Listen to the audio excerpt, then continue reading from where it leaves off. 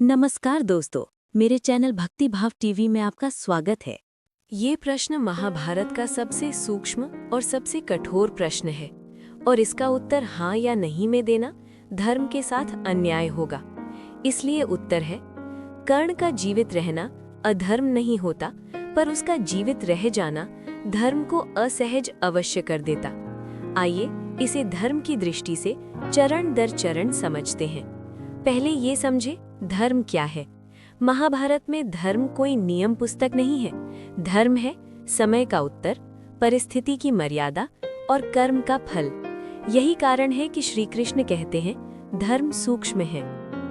कर्ण का अपराध क्या था? कर्ण का सबसे बड़ा दोष ये नहीं था कि वो दुर्योधन के साथ था या उसने पांडवों से युद्ध किया।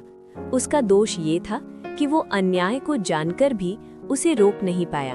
द्रौपदी का अपमान, अभिमन्यु का वध, पांडवों के साथ छल, इन सब पर कर्ण मौन रहा।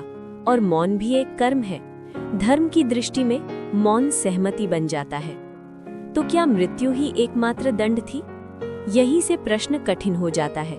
यदि कर्ण जीवित रहता तो वो अपराध का फल नहीं भोगता, बल्कि अपराध के बाद भी जीवन पा लेता।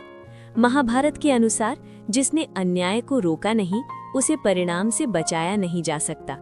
इस दृष्टि से कर्ण का जीवित रहना कर्म फल के नियम को तोड़ता। पर क्या श्री कृष्ण करुणा नहीं चाहते थे? ये सबसे बड़ा भ्रम है। श्री कृष्ण कर्ण से प्रेम करते थे, पर प्रेम का अर्थ दंड से मुक्ति नहीं। कृष्ण जानते थे यदि कर्ण जीवित रहा तो लोग कहेंगे धर्म पक्षपाती है, और तब दुर्योधन के अपराध हल्के पड़ जाते। अधर्म को ये तर्क मिल जाता कि अंत में बच ही सकते हैं। ये धर्म के लिए घातक होता। क्या कर्ण को सुधार का अवसर नहीं मिल सकता था? ये प्रश्न बहुत मानवीय है। हाँ, मनुष्य के रूप में कर्ण सुधार योग्य था, पर महाकाव्य के स्तर पर महाभारत किसी व्यक्ति की मुक्ति नहीं, युग की शुद्धि की कथा है। और युग शुद्धि में कुछ चरित्र स्वयं बलि बनते हैं ताकि धर्म बच सके। कर्ण भी उन्हीं में से एक था। कर्ण की मृत्यु अधर्म नहीं थी, पर करुणाजनक थी। महाभारत ये नहीं कहता कर्ण पापी था। महाभारत कहता है कर्ण गलत पक्ष में सही व्यक्ति था, और यही उसकी त्रासदी है। उसकी मृत्यु धर्म की रक्षा थी, पर न्याय की नहीं, और करुणा की तो बिल्कुल नहीं। अंतिम सत्य बहुत गहरा। यदि कर्ण जीवित रहता, धर्म का नियम टूटता, कर्मफल की व्यवस्था डगमगाती, और भविष्य में अन्याय को पश्चाताप का बहाना मिल जाता। इसलिए कर्ण का मरना धर्म की मजबूरी थी, उसकी इच्छा नहीं। श्री कृष्ण की आंखें नम थीं, पर हाथ स्थिर। निष्कर्ष, कर्ण का जीवित रहना अधर्म नहीं होता, पर उसका जीवित रह जाना धर्म की कसौटी को कमजोर करता। धर्म कभी कभी अच्छे मनुष्य को नहीं बचाता, बल्कि सिद्धांत को बचाता है। सबसे पहले ये मान ले, कर्ण का जीवित रहना क्या अर्थ रखता। कर्ण का जीवित रहना केवल एक योद्धा का बच जाना नहीं है। ये 3 बड़े सत्य साथ लाता है। पहला, पांडवों का ज्येष्ठ भाई जीवित है। दूसरा, कुंती का सबसे बड़ा रहस्य सार्वजनिक है। तीसरा, युद्ध का सबसे करुण नैतिक प्रश्न दरबार के भीतर खड़ा है। इसका सीधा प्रभाव युधिष्ठिर पर पड़ता। युधिष्ठिर का पहला परिवर्तन, अपराध बोध वाला राजा। युधिष्ठिर पहले से ही कहते थे, मैं धर्म जानता हूं पर निभा नहीं पाता। यदि कर्ण जीवित रहता तो युधिष्ठिर स्वयं को केवल विजेता नहीं, अपराधी विजेता मानता।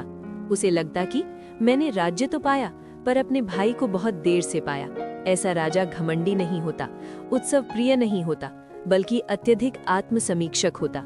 उसका शासन संदेह से भरा, पर अन्याय से डरता हुआ होता। धर्मराज का धर्म बदल जाता। युधिष्ठिर का धर्म पहले था नियम, शास्त्र, प्रतिज्ञा। कर्ण के जीवित रहने पर धर्म बन जाता करुणा, सुधार और प्रायश्चित। अब निर्णय ऐसे नहीं होते कि शास्त्र क्या कहता है, बल्कि ऐसे होते, यदि कर्ण यहाँ होता तो क्या ये निर्णय उसे और आहत करता। ये युधिष्ठिर को शास्त्र का राजा नहीं, संवेदना का राजा बनाता। राज्यसभा में कर्ण की भूमिका। यदि कर्ण जीवित रहता, वो सेनापति नहीं बनता, वो मंत्री भी नहीं बनता, वो बनता राजा की अंतरात्मा।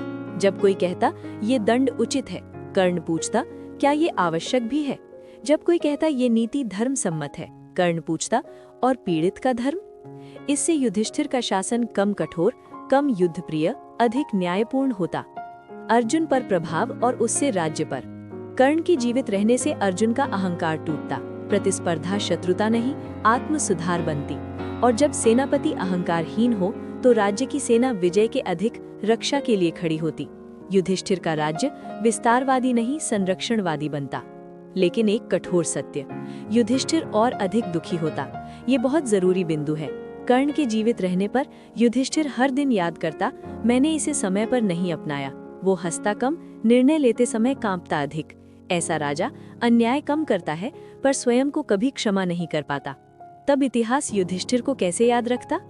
आज युधिष्ठिर को याद किया जाता है धर्म का प्रतीक, लेकिन कर्ण के जीवित रहने पर इतिहास कहता, वो राजा जिसने धर्म से पहले पीड़ा को सुना, वो सबसे महान विजेता नहीं कहलाता पर सबसे मानवीय सम्राट कहलाता। अंतिम निष्कर्ष बहुत महत्वपूर्ण। यदि कर्ण जीवित रहता तो युधिष्ठिर का राज्य कम वैभवशाली होता पर अत्यंत न्यायपूर्ण होता, दंड से अधिक सुधार पर आधारित होता और धर्म शास्त्र से उतरकर मानव हृदय में बसता। कभी-कभी सबसे बड़ा धर्म सही निर्णय नहीं, सही पश्चाताप होता है।